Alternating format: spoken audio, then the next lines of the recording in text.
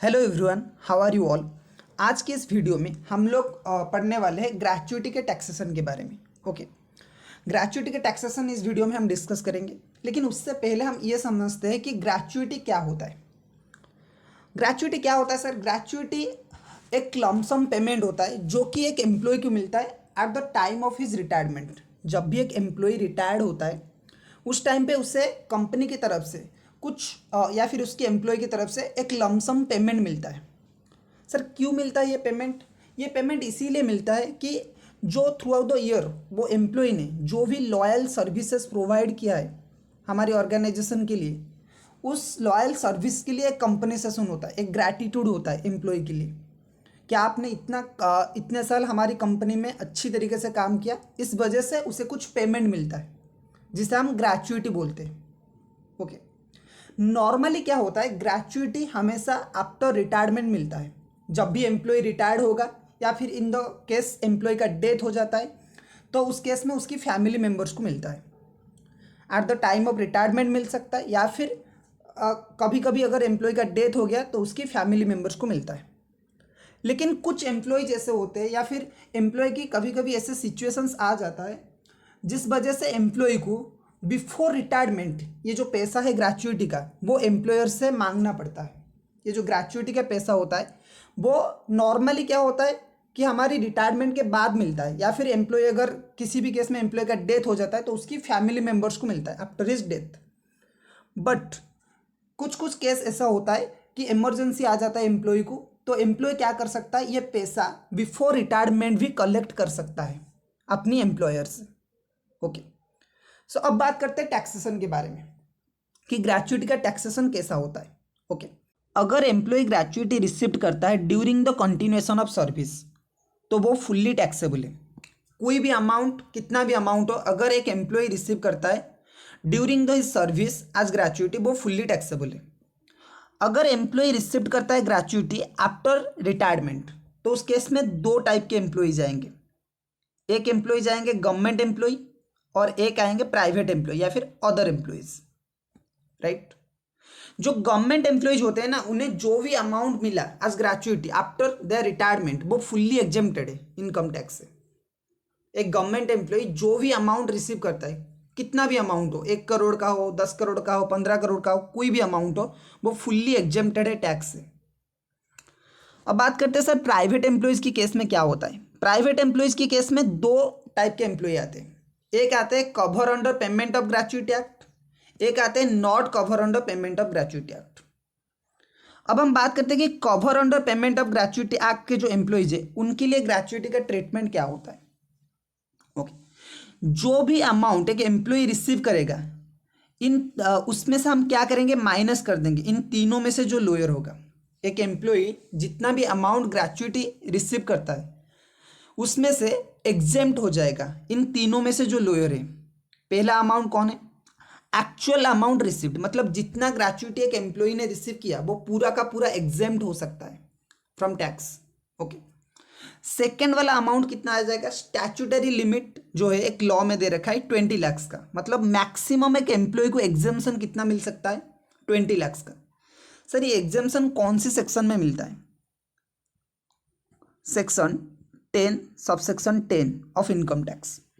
Okay, so पहला amount क्या आएगा, एक्चुअल अमाउंट रिसिप्ट।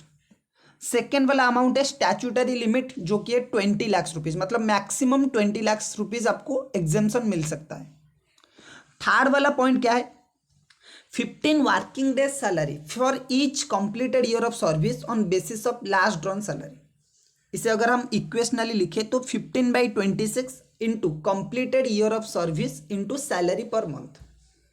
इसका मतलब क्या है सर, ग्रेच्युइटी एक्ट में ये वाला कंप्यूटेशन दे रखा है, ये वाला जो कंप्यूटेशन है कैलकुलेशन वो ग्रेच्युइटी एक्ट में दे रखा है, ये ग्रेच्युइटी एक्ट के थ्रू है।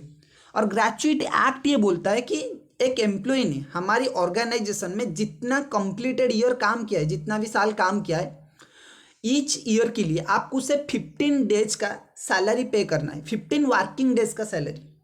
ठीक है, तो इसीलिए यहाँ पे 15/26 है, क्योंकि 4 संडे तो आते हैं ना एक महीने में। सो टोटल वर्किंग डेज कितना है, 26, उसमें से आपको 15 डेज की सैलरी उसे पेमेंट करना है ईच ईयर।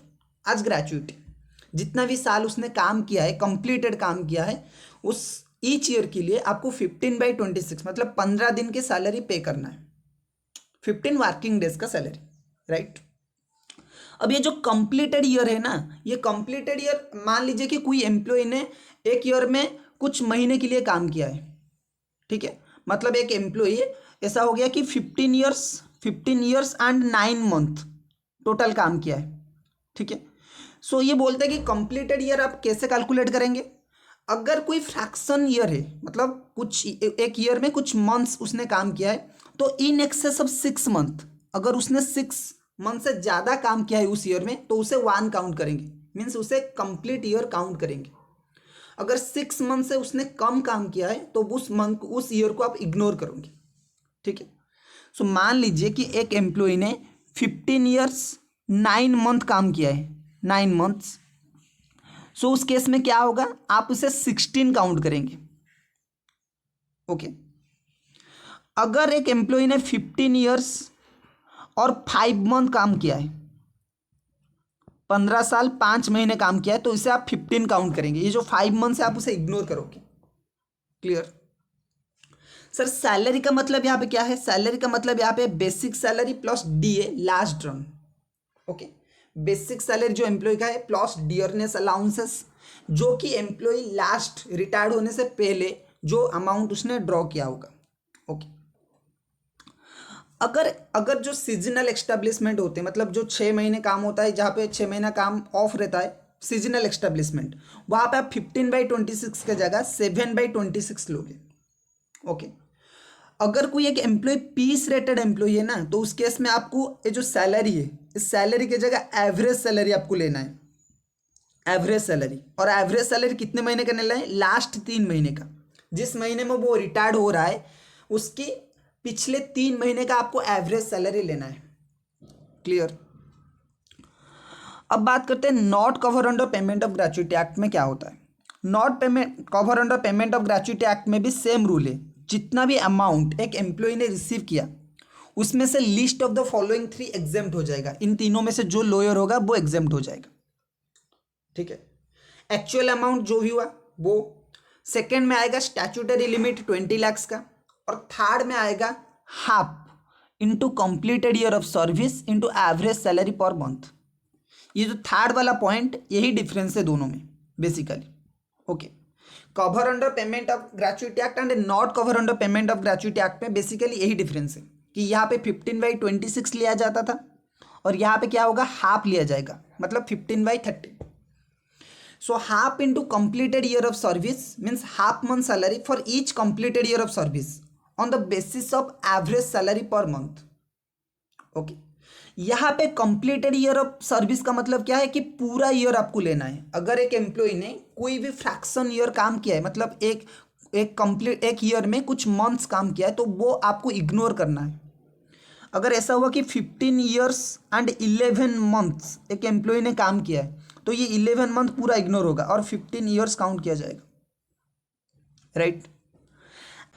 एवरेज सैलरी का मतलब क्या है सर, एवरेज सैलरी का मतलब है कि जिस महीने में एम्प्लॉय रिटायर्ड होता है उसके पिछले 10 महीने का आपको लेना है basic salary, dearness allowances forming part of retirement benefit and commission as a fixed percentage of turnover. जिस महीने में एम्प्लॉय रिटायर्ड होता है उसके पिछले 10 महीने का आपको लेना है और उसे डिवाइड करना है बाई 10, तो ये आपका आएगा एवरेज सैलरी, ओके। अब एक बात आपको ध्यान में रखना है कि ये जो 20 लाख का लिमिट है ना, ये 20 लाख का लिमिट रिड्यूस होते होते जाएगा जितना एम्प्लॉय एग्जेम्पशन क्लेम करेगा अंडर सेक्शन 10(10) में।